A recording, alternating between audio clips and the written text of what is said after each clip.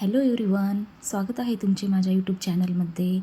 तर आज सुट्टीचा वार, तर इझी ब्रेकफास्ट काय असतो पोहे, तर ते आपण इझी वेमध्ये आणि हेल्दी वेमध्ये मी ह्या पद्धतीने बनवते ते मी शेअर करत आहे.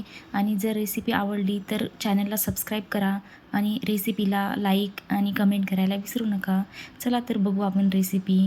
तर मी पोहे छान धुवून घेतले होते आणि त्यामध्ये हळद, मीठ आणि कढईमध्ये शेंगदाणे टाकून घेतलेले आहेत तेलामध्ये. ते छान फ्राय करून घेणार आहे. तुम्ही आता बघू शकता आपले शेंगदाणे छान असे फ्राय झालेले आहेत. तर मी ते काढून घेत आहे आणि एक बटाटा किसून आणि कट करून तो आता फ्राय करून घेत आहे. थोडंसं मीठ टाकलेलं आहे, थोडीशी हळद टाकली त्यामध्ये, म्हणजे थोडंसं क्रिस्पी होईल आणि चव पण छान येईल त्याची.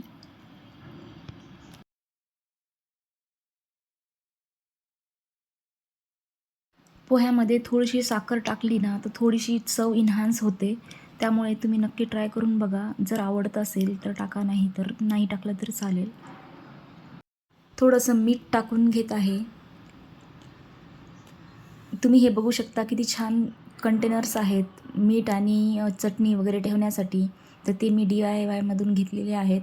जर तुम्हाला आवडले असतील तर तुम्ही पण नक्की DIY स्टोअरला व्हिजिट करून घ्या. क्यूट दिसतात आणि क्वालिटी पण छान आहे.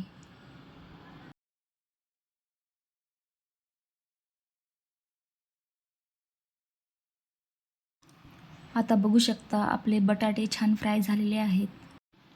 छान असे क्रिस्पी झालेले आहेत. तरीही अजून थोडेसे गोल्डन होऊ देणार आहे आणि त्याला कंटिन्यूस हलवत राहणार आहे, जेणेकरून ते चिटकणार नाही आणि करपणार नाही आणि सर्व बाजूने छान असे फ्राय होतील.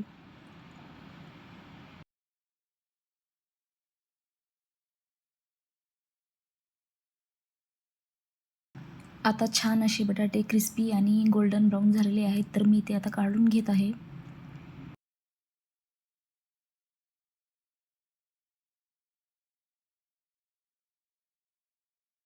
आता आपण फोडणी देणार आहोत. तर जिरे मोहरी तेलामध्ये टाकलेली आहे आणि ती तडतडल्यानंतर कांदा छान असा उभा चिरून घेतलेला आहे आणि तो पण छान फ्राय करून घेत आहे. कांदा लवकर फ्राय आणि क्रिस्पी व्हावा ह्यासाठी थोडंसं त्यामध्ये मीठ टाकत आहे. आता त्यामध्ये कट केलेली मिरची टाकत आहे आणि ती पण छान फ्राय करून घेत आहे.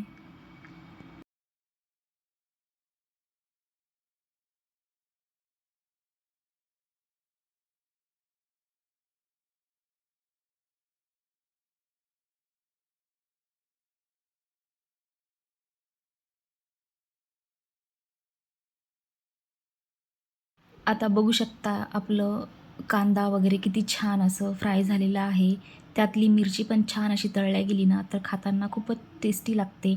आणि ह्यामध्ये आपण थोडंसं मीठ टाकायचं आहे, त्यामुळे मिरची खाताना तिखट अजिबात लागणार नाही आणि टेस्टी खूपच लागणार आहे. आता मी त्यामध्ये टोमॅटो टाकत आहे. कोणाला आवडतो तर टाका, नाही आवडलं तर नाही टाकलं तरी चालेल, पण एकदा टाकून बघा, टेस्ट खूपच छान लागते. थोडंसं टोमॅटो परतल्यानंतर मी लगेच त्यामध्ये वटाणा टाकून घेतला होता. वटाणा लगेच तेलामध्ये नाही टाकायचा, जर तेलात टाकला तर तो उडतो. त्यामुळे मी सर्वात शेवटीला टाकलेला आहे टोमॅटो टाकल्यानंतर. तर तो पण थोडासा शिजू द्यायचा आहे. मग छान असं सर्व शिजल्यानंतर पोहे मिक्स करून छान असं परतून घ्यायचं आहे. तुम्ही ह्यामध्ये व्हेजिटेबल्स तुमच्या आवडीनुसार घेऊ शकता. ह्यामध्ये तुम्ही जर गाजरचे पण पीस टाकू शकता. फ्लावर असेल तर फ्लावर पण कट करून टाकू शकता. पत्तागोबी पण. म्हणजे जसं तुम्हाला व्हेजिटेबल पोहे आणि हेल्दी वेमध्ये पण तयार होतील त्याप्रमाणे. म्हणजे जेवढे तुम्ही व्हेजिटेबल्स ॲड करणार तेवढेच ते पौष्टिक पण होणार. आणि टेस्टी तर खूपच होतात. एकदा नक्की ट्राय करून बघा.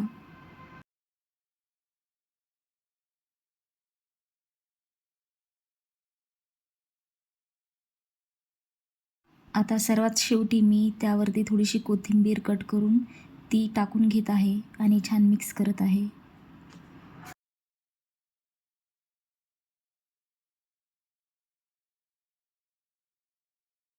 थोडंसं मी त्याला झाकण ठेवून 2 मिनिट वाफ येऊ दिली होती आणि आता तुम्ही बघू शकता आपले पोहे किती टेस्टी आणि कलरफुल असे तयार झालेले आहेत आणि खूपच टेस्टी झाले होते.